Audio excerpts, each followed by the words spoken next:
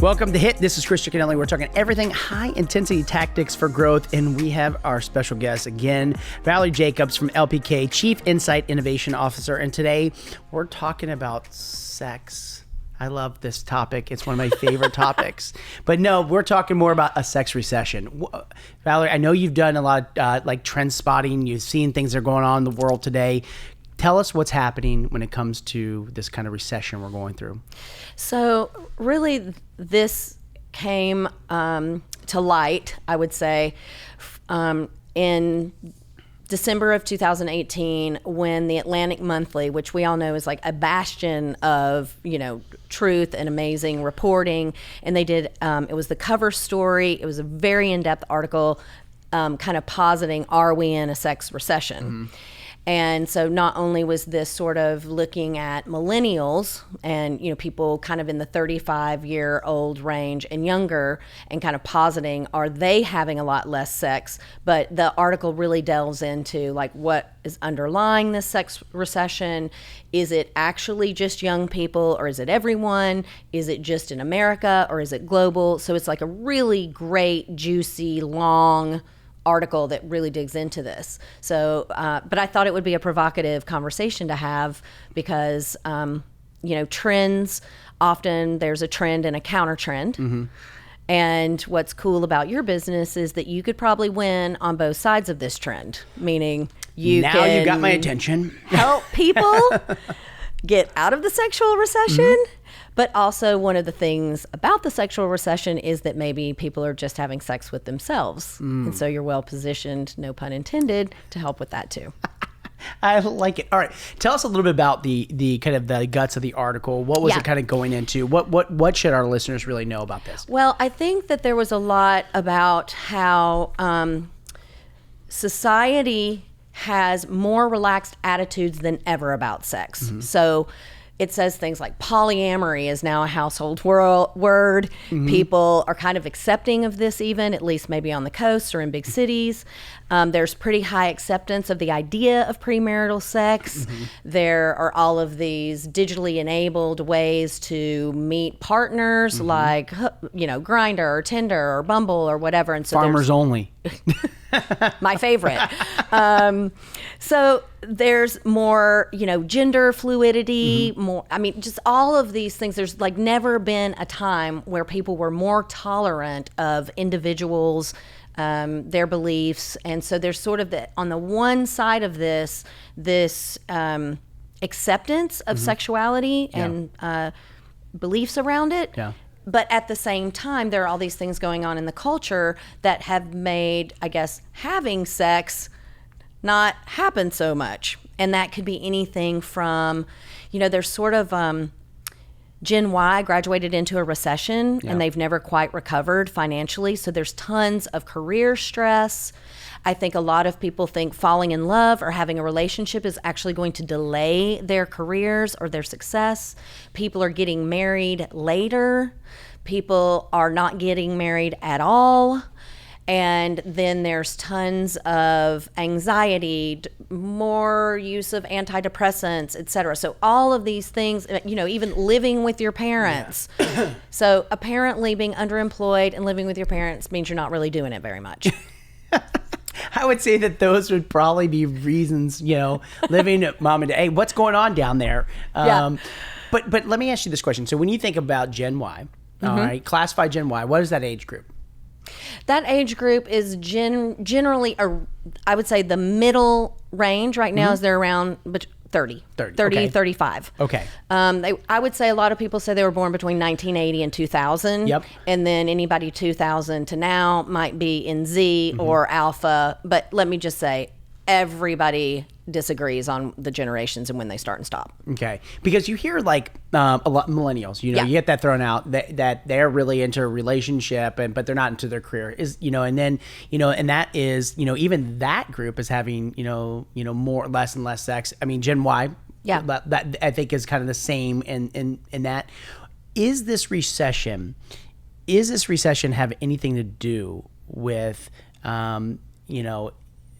back in the day, you would court somebody, you would talk to them, you'd have like a formal relationship. Yeah. And now, I like how you brought up some of the technology pieces that are out there.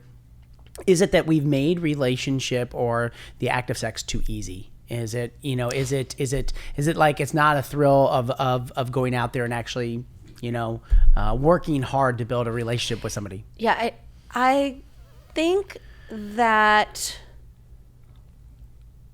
I don't know that we've made it too easy, but I think that what we've done is taken some of the romance and some of the courting and the pre-view out of it, like the getting excited about it. Yeah. And in fact, some people feel like actually going up to a woman and hitting on her or meeting somebody in a bar is actually creepy now. That would seem stalkery. Yeah. As opposed to it being about the build up and the getting to know someone and the anticipation and excitement. Yeah, because swiping right and swiping left is so much more romantic. I mean, I sit back and I think about, I watch people like they swipe left and they swipe right. And I watch people, I go through and they're like, that. I mean, that's really like, oh, that guy and we think each other are good looking. I mean, I don't know. Maybe call me old fashioned, but I met my wife, at a event with a bunch of people. And then we ended up seeing each other out. I'm not a big club person, but I ended up seeing her out. We, connected. It was, we exchanged information. Nothing happened. It was just kind of that, like, oh my God, but I couldn't wait to see her again, right? Like, that. I feel like that was like the really cool, mysterious piece of getting started in a relationship. I mean, think about that. That was you having anticipation and excitement over seeing her again. Yes. Now the anticipation and excitement is the bing bing on your phone that somebody liked they swiped and matched. Yes. So it's almost like the rush of the pleasure is replaced by the notifications on your phone as opposed to actually being with the person. And really all of these dating apps or hookup apps are insanely inefficient.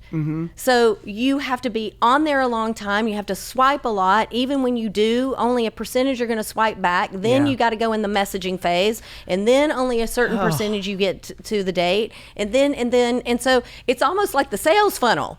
It is. It's like, have you sent your email? Did you send your social text? That to me is crazy. I don't think I could be in that world, and so I could see why we are in a sex recession. I mean, like, it's waiting too long to even have sex, and you're like, I'm too tired. I mean, this has been described also to Gen Y across the board as kind of like an indulgence gap, actually, because many of them graduated into the recession, so they were underemployed right away. That put them into some developmental delays. I mean, career development delays. And then what's happened is when the economy turned around, they actually had no assets to appreciate. Yeah. So think about, even if you were more an Xer or older, you at least had assets like potentially a home or a 401k or. And so when the turnaround happened, all your assets appreciated. They had no assets, so they got no appreciation. Ooh. And so they are kind of behind previous generations. They are willing to splurge in some areas, primarily like food. They love to spend money on food and craft beer and things like that, but they are not spending money on things like fine wine or other types of indulgences. So it's kind of across the board. They're really different. And so we're all, I think, many consumer goods companies are waiting to see what happens when they start getting into a new life phase, when they hit that 35 mark and up.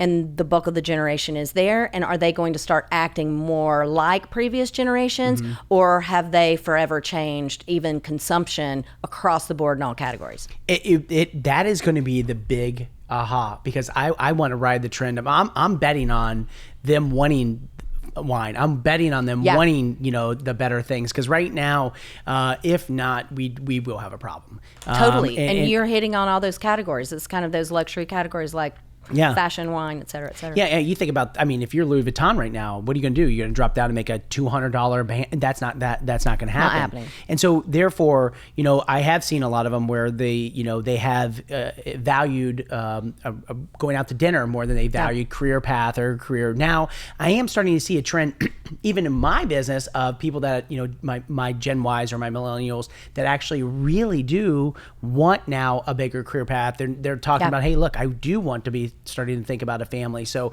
it's interesting with that. But there's been a lot of companies now that have been popping up since this kind of recession has taken place that are starting to, work with this group of individuals. Yeah. I mean, that's what's really interesting too, is that also there are statistics that say that intimate health is going to be a $35 billion plus industry in 5 years. Yep. So that's a big industry to be a part of, and that's really more about sexual wellness and sex care. And I think more and more people are thinking about it that way.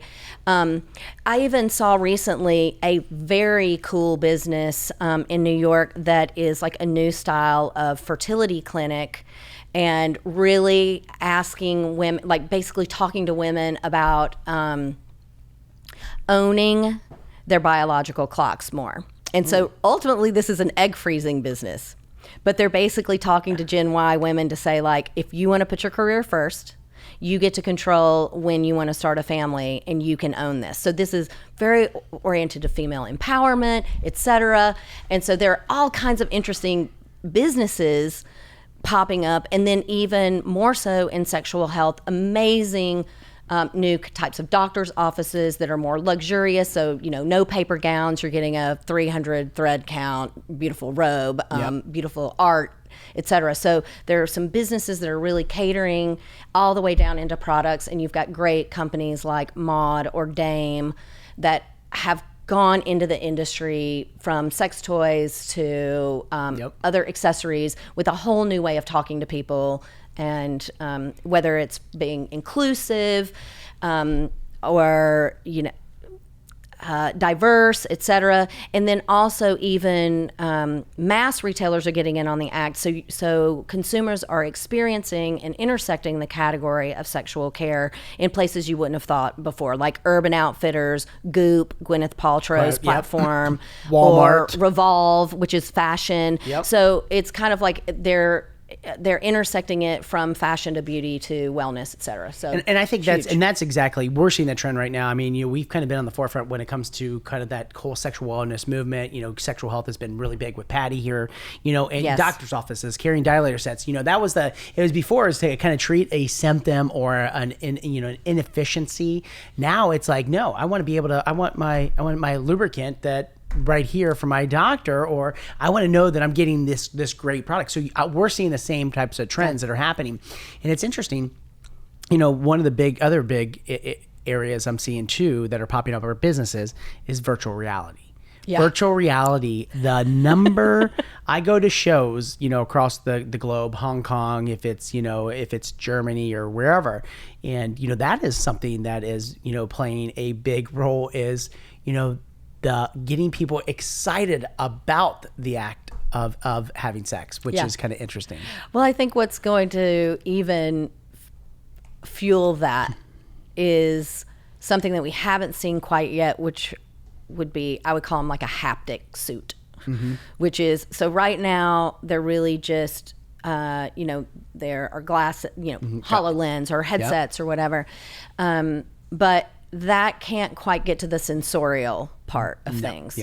But there are people working mainly on the fringes of culture on, I see this mostly in art exhibitions or things like that, museums, et cetera, that are working on haptic suits, which would be basically clothing or things that you could put on that will simulate touch and stimulus, et cetera. And so when you get those two together, Okay, that's gonna be an interesting, product category brought to you by but that's the cool part about when we see the recession or we see some of these things, it is through education we can make some changes. It is through some of these new startups, innovation, that companies shouldn't be afraid of doing some of these things and tackling, like we've been, kind of like we talked about in the first one, is like riding that wave with female empowerment, doing something that was a little bit at that one time very taboo. Looking at an industry now going to $35 billion. A lot of people have always said,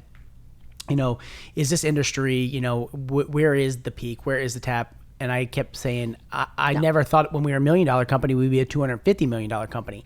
I don't think that there is a crest. I don't think there is this peak. I think if you're servicing and you're being, you're keeping up with your customers, how they want to interact with the brand, how they want to talk about it, educating them that it's important to have the relationship. That's where I don't think we ever go out. I think too that maybe part of the conversation needs to be around placing sex, sexuality, etc., into the context of life and lifestyle. So not having it be so taboo and talking about the overall life. And I'm not trying to say a sexual lifestyle, but put it into context with your lifestyle. And I noticed when I was kind of thinking about the category and looking at some of the newer players that have entered in, they're talking to consumers in a way that connects with them, to say like the art of taking a bath or the truth about aphrodisiacs, and just sort of like not just straight medical type of education, but things about maybe creating more sensuality throughout your whole life and learning to be in your body and experience pleasure and connect with others and have that person-to-person relationship instead of just relying on technology all the time. So it's really interesting what's out there. It is great. And I, like I said, doing what you do from an innovation perspective and seeing and spotting trends, we want to keep bringing you back on if you're okay coming back to hit, because I've enjoyed these conversations. They've been fantastic, and I really, really appreciate. We're talking with Valerie Jacobs of LPK, Chief Insight and Innovation Officer, and also a good friend of Pure Romance here in town. So we appreciate everything that you do. Valerie, thanks so much for coming on today. I really appreciate it. So thanks. Can we get you back? Of course. Okay. I know if you want Valerie back, make sure you go down. You got to make sure you put it in the comments, because she is fantastic. She's awesome. So remember this, you know what? Live life by design, not by default. You have the pen to change your story. So do it today. Make some things happen. Have a great day, everybody.